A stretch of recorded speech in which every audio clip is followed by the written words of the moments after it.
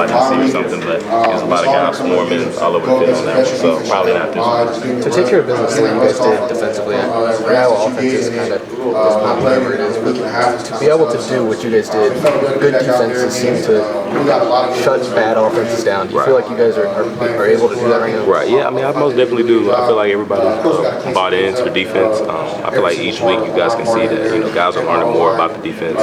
Guys are learning kind of the ins and outs. So I think that's why you're seeing more turnovers as well, just because guys are now starting to understand defense. They can, maybe cheat or maybe disguise something, kind of confuse the offense. So I think we're seeing that. Guys are playing good, and like Coach Knowles always says, we can win games on defense. So we don't always have to rely on our number one offense. We have a pretty good defense, and we can win games if need be. So how important was that defense, especially in the first half of the offensive story? How important was the defense to come through? I mean, it was real important. I mean, obviously we see some of the struggles that the offense was having, but there's never any panic from us because we know what those guys can do on the other side. So we kind of took it as now it's our time to step up. And I feel like we did that today. But yeah, it was no panic.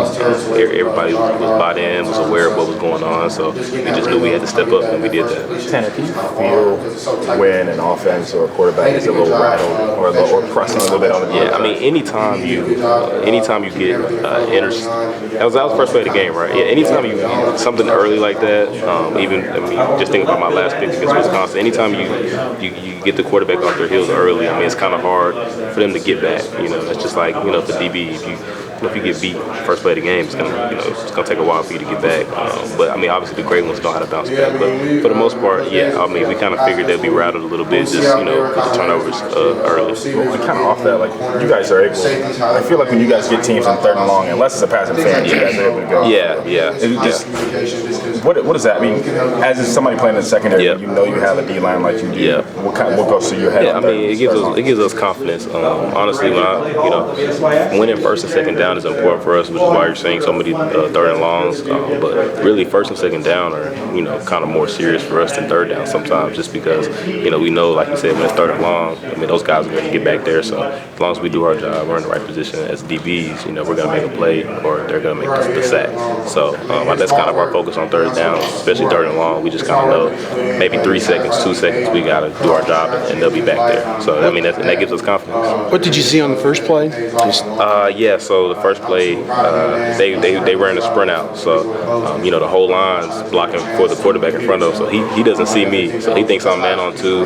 He thinks he has free access to the flat. He wanted to throw the stop to number one. My job is to zoom under him, but he couldn't see me. So he thought he had free access through it, and I was standing right in the throwing window. So that was kind of film study, and obviously seeing sprint out, knowing that okay, he's probably going to try to throw this route to the flat. So, and I'm glad he didn't see me because his line pretty big. I ain't the tallest guy, so yeah, I'm glad he didn't see me. But yeah, that's what happened. Tanner, are these interceptions just coming too easily? I mean, they're not highlight real plays. I wouldn't say easy. I mean, anytime as a defensive player you get your hands on the ball, I mean, like I said earlier, you gotta have kind of a knack for the ball.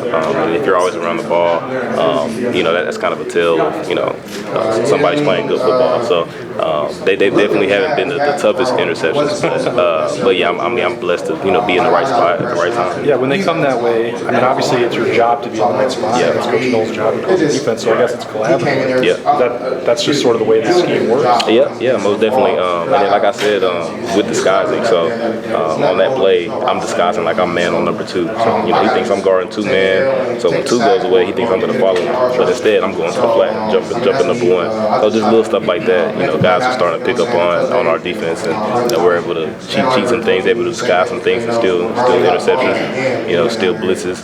They're not picking up certain blitzes. So I mean, that's kind of how the defense is built. Tanner, you guys didn't get the full road game experience at Michigan State. Their people pulled up and left at halftime.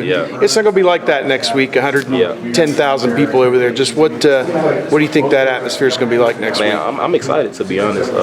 Even when we went down there, it was kind of hostile us coming out for warm ups. They're doing their F Ohio thing.